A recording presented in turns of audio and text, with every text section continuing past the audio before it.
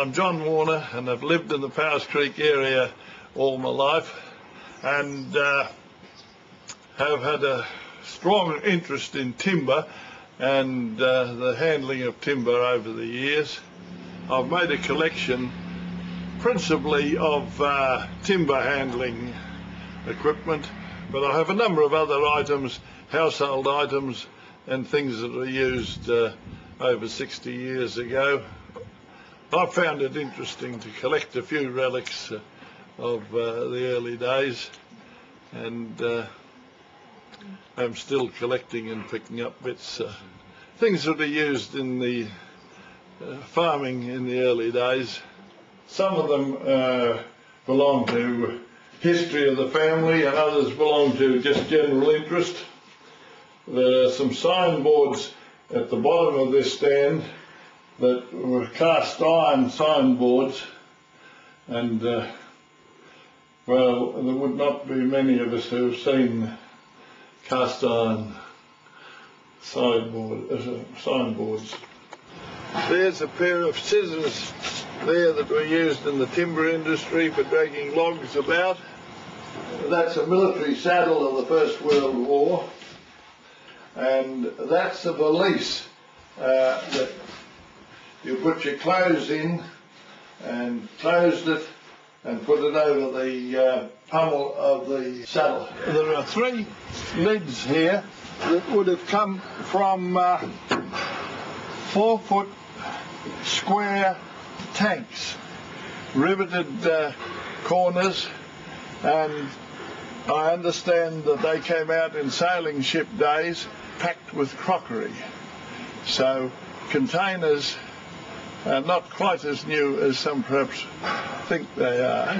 There's a meat safe, and they were very common, and that's a Coolgardie safe. There was water put in the top of it and rag put on the sides to keep the hessian moist, and that was one of the few innovations. That's heavy wire, which is the first type of wire that came to wire fences. There were brush fences prior to that being used, and that weighed 28 pounds a tonne. And there's a collection of household utensils there. There are 2 of the original iron posts. I have only seen one fence that's still in existence with those posts in it. And knives there for cutting loose hay in stacks. And this cream separator, and I've got a billy under each one for the skim milk and one for the cream.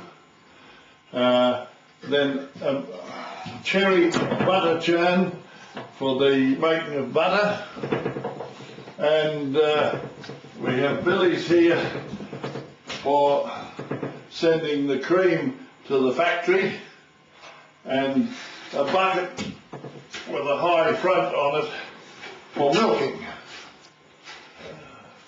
Heap of spanners, oil cans and wire strainers used in the early days. Yeah, they were stencils referring to a lot of firms that are now gone. South Australian Farmers Union. Those are bullock yokes and bows.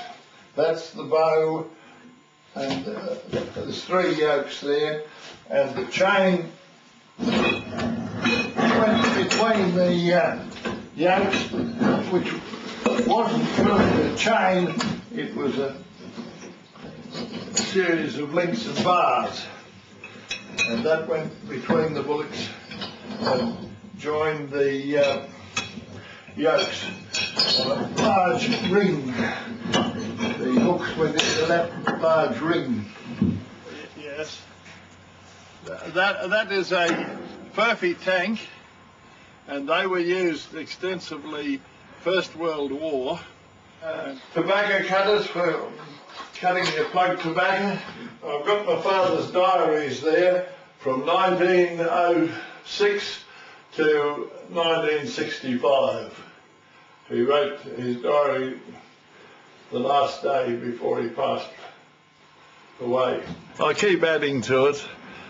Probably, I think one of the most interesting pieces I've got is a horse works that is big enough to be powered by 3 horses. The one that I saw working in my youth only had 1 horse, and then I have seen a 2-horse one, but this one is 3 horses.